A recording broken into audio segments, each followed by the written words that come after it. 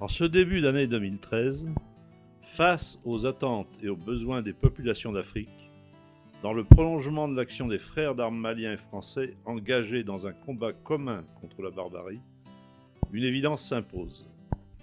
Demain, il faut construire la paix. Demain, les vallées des fleuves Niger et des fleuves Sénégal, situées au cœur du conflit imposé par les combattants d'un intégrisme d'un autre âge, offriront les immenses potentialités de la mise en œuvre d'un véritable développement partenarial entre l'Afrique et l'Europe et le reste des nations du monde. Un autre combat va continuer.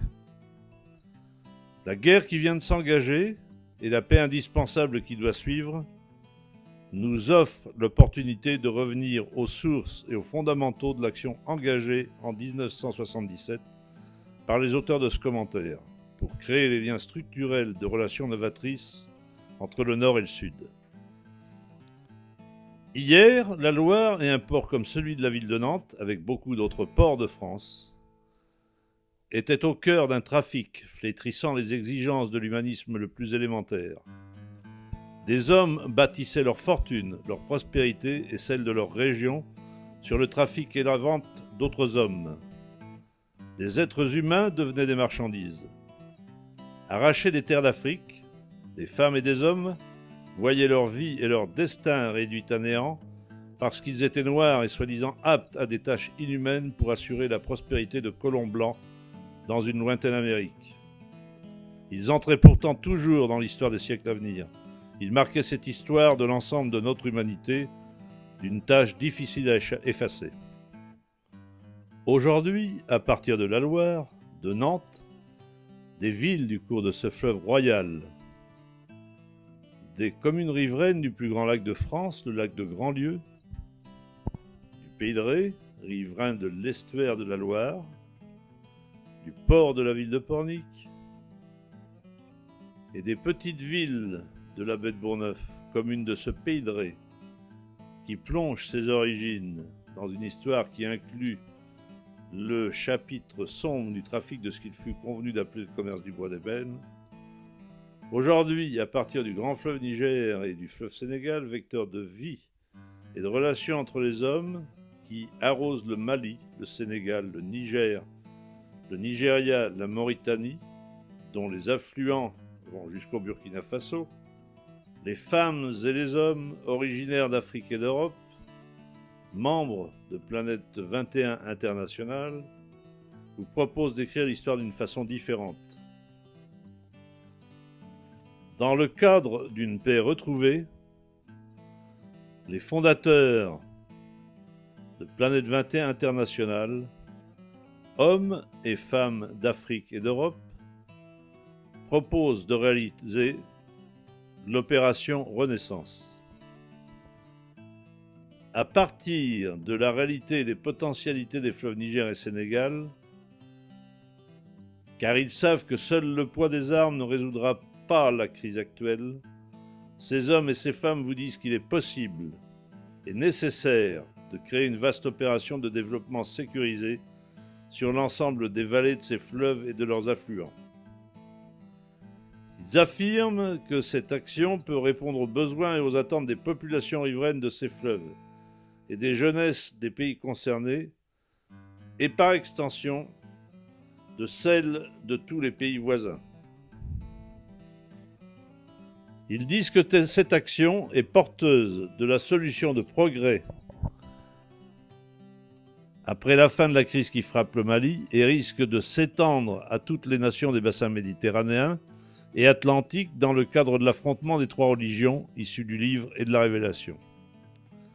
Pour la réaliser, ils vous proposent de jumeler la Loire et le Niger, leurs communes riveraines et l'ensemble des structures humaines de ces deux fleuves. Ils vous invitent à agir pour étendre cette action au fleuve Sénégal et à tous les fleuves d'Europe, ainsi qu'à ceux des nations qui voudront bien s'associer à cette action.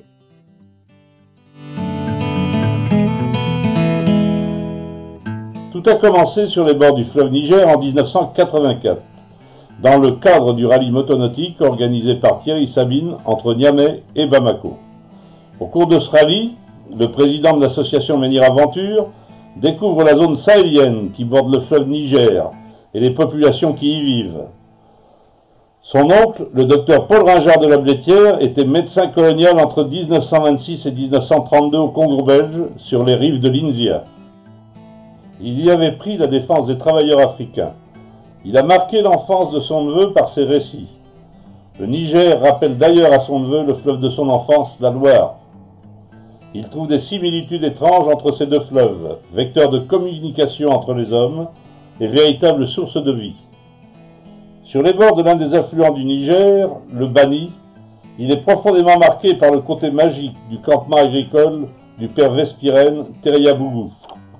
Une oasis de verdure au milieu d'une zone en pleine désertification, un pôle de vie à partir duquel il semblait possible d'arrêter le désert. Rentré en France, il crée l'association Opération Solidarité Niger pour favoriser la multiplication d'interventions comme celle du père Vespirène et associer les structures humaines des bords de Loire avec celles du Niger dans cet objectif. Sollicité par le président d'une association de maires du département de Loire-Atlantique, M. Yves Chénaud, il accepte d'assumer une première mission de livraison de matériel et de médicaments financée par le Conseil général de Loire-Atlantique en direction du Burkina Faso, alors présidé par le capitaine Thomas Sankara. Il accomplit la mission avec succès, à la plus grande satisfaction de ses mandants. De retour en France, il développe les activités d'Opération Solidarité Niger. Il a la chance de rencontrer un médecin malien, le docteur Yeye Issa Maïga, en cours de spécialisation en sérologie et parasitologie tropicale au CHU de Nantes. Ils sympathisent et décident d'agir ensemble. Dès le départ, ils créent un binôme africain et européen, une garantie de leur future efficacité. En Afrique et en Europe, ils sont rejoints par plusieurs personnes et par de nombreux groupes de jeunes. L'un d'entre eux, Franck Frémont, s'investit complètement dans l'action et se charge du développement des raids de l'aventure utile après sa participation à 2 premiers raids.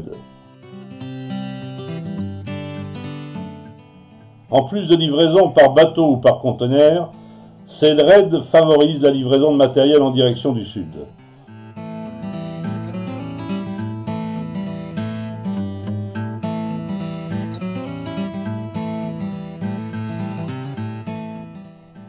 Matériel scolaire,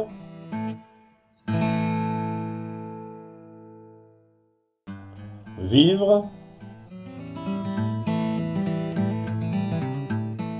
médicaments,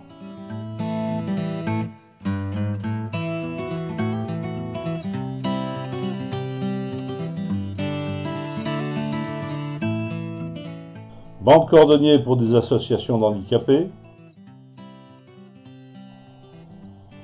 poste à souder, matériel pour des ateliers de mécanique générale, véhicules, camions.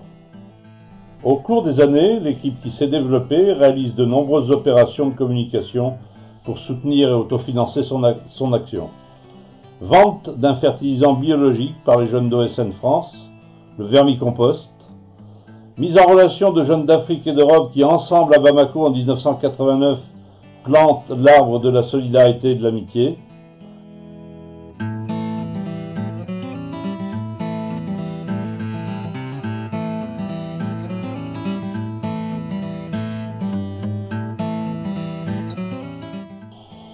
En Afrique, elle finance la construction de bâtiments scolaires et de bâtiments agricoles.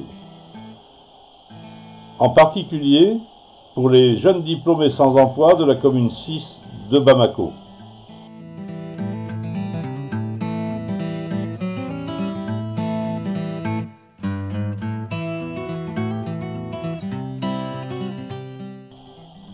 Elle livre des pompes à eau, du matériel agricole, du matériel de couture pour des associations de femmes.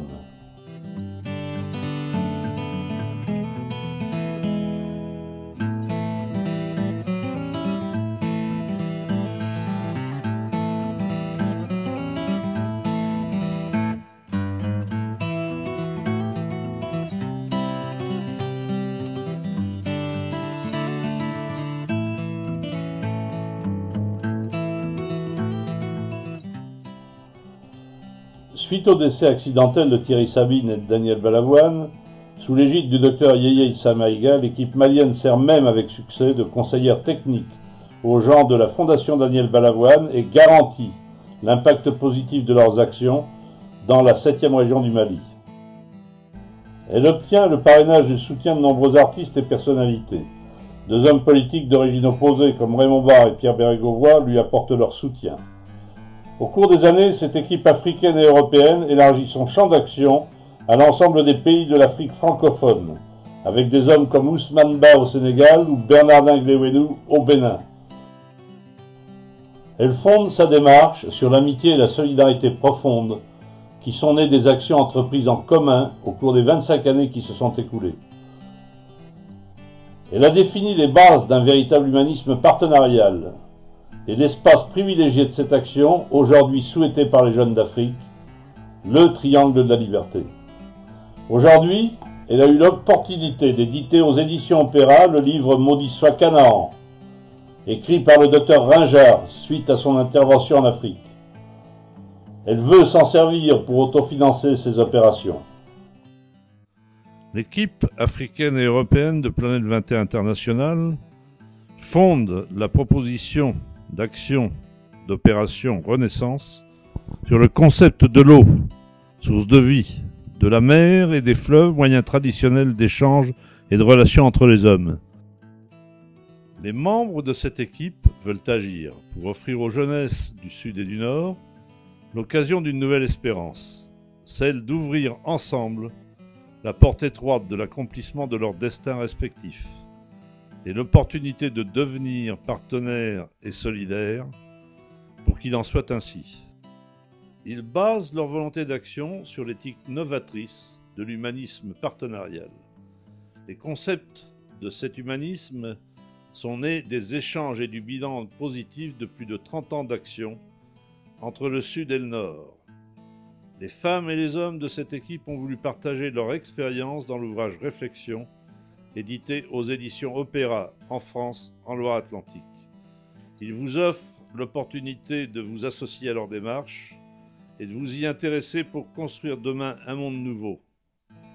Cette action démarre demain au Mali, sur les bords du fleuve Niger, entre Niamey, Bamako, Kayes, et demain, pourquoi pas, le long des rives du fleuve Sénégal.